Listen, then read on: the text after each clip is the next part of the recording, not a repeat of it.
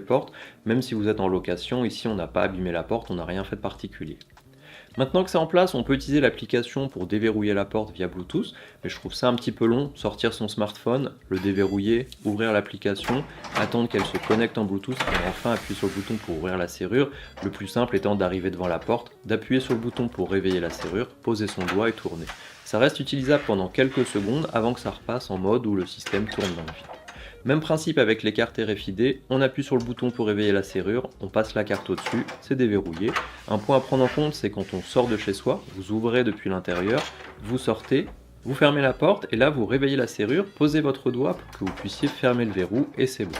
Alors à quoi ça nous sert d'utiliser ce système? Déjà ça va plus vite que de chercher les clés dans son sac, on arrive, on appuie, on tourne. Pareil quand on ressort, c'est à la portée de tout le monde et facile à utiliser.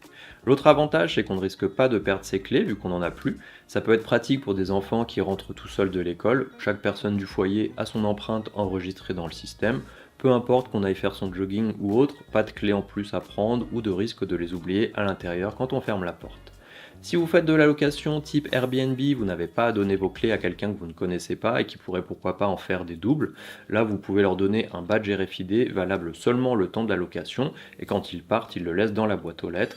Vous pouvez aussi leur créer un accès utilisateur sur l'application et leur partager avec un code, avec une petite